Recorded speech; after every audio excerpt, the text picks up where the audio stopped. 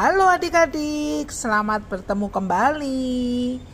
Adik-adik pasti pernah dengar cerita tentang Hachiko, seekor anjing yang setia menunggu tuannya pulang meski tuannya tidak pernah pulang karena saat berangkat kerja sakit dan meninggal.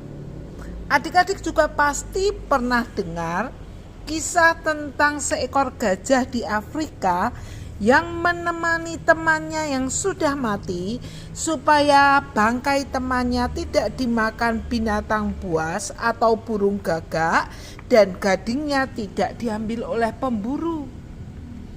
Wah, dua binatang itu hebat ya adik-adik ya. Hachiko setia pada tuannya, gajah Afrika setia pada temannya. Setia artinya tetap, tidak goyah. Mereka mengasihi dan tetap mengasihi. Mereka mengasihi dan tidak pernah goyah meskipun yang dikasihi sudah meninggal. Tapi untuk setia tentu saja tidak mudah. Hachiko dan gajah Afrika tadi tidak bisa seenaknya. Dia harus tetap di tempat di mana dia biasa menunggu tuannya pulang. Dia harus tetap di tempat di mana temannya itu mati. Hachiko dan gajah Afrika juga harus bisa menahan diri. Menahan diri ketika mereka ingin melakukan hal yang mereka sukai. Menahan diri dari godaan-godaan yang di luar.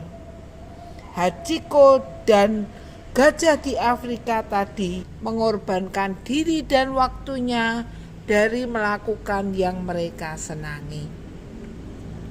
Bagaimana dengan kita adik-adik? Minggu lalu kita mendengar kisah tentang Raja Sedekia.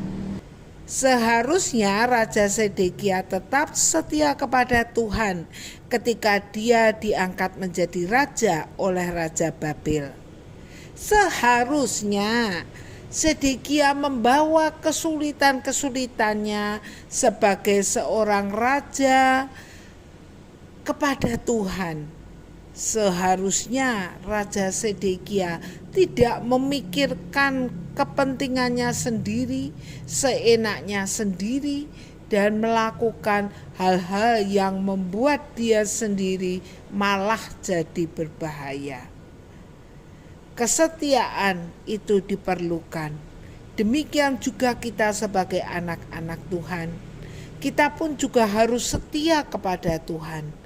Tapi memang tidak mudah adik-adik.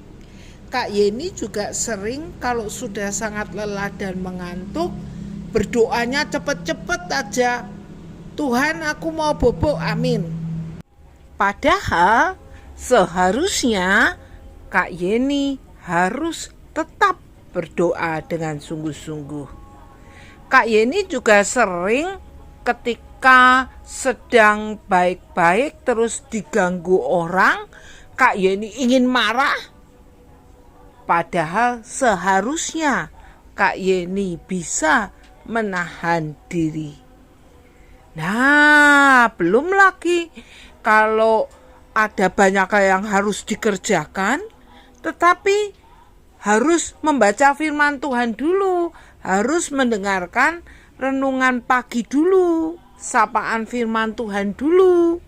Nah, kadang-kadang pegang handphone, mendengarkan firman Tuhan, mengikuti lewat handphone, tetapi kepalanya, isinya tidak lagi fokus. Banyak hal yang dipikirkan. Padahal seharusnya kita fokus. Adik-adik, mari bersama-sama kita belajar. Meskipun semuanya itu sulit untuk kita lakukan, tapi itu harus kita lakukan. Karena kita mau menyenangkan hati Tuhan dan itu juga untuk kebaikan diri kita sendiri. Mari kita terus setia kepada Tuhan. Oke. Bye-bye. Sampai ketemu lagi. God bless you.